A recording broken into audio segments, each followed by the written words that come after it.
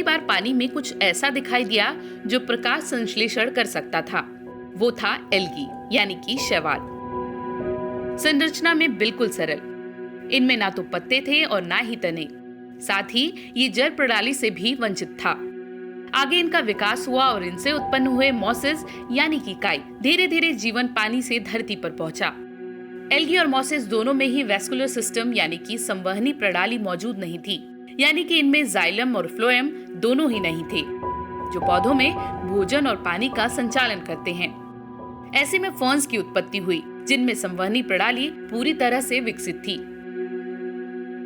प्रारंभिक फॉर्म में पत्तियां नहीं थी, ये पृथ्वी से निकली हुई हरी छड़ी की तरह दिखते थे। इसके बाद इनमें पत्तियां विकसित हुई, जिन्होंने खुद को सूखे, गीले और छायादार परिस्थितियों के अनुकूल बनाया।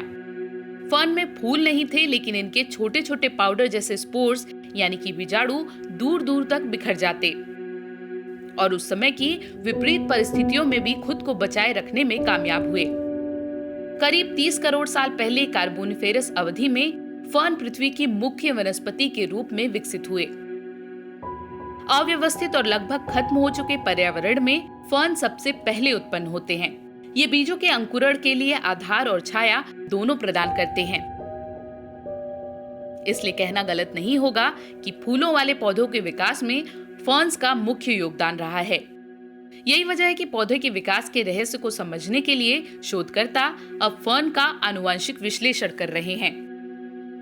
फर्न जलवायु परिवर्तन के प्रति काफी संवेदनशील होते हैं, इसलिए ये पारिस्थितिक स्थितियों के लिए भी अच्छे संकेतक माने जाते हैं। इनका उपयोग इनकी पर्यावरणीय परिस्थितियों के विश्लेषण के लिए भी किया जा सकता है। साथ ही इनमें औषधीय गुण भी छिपे होते हैं।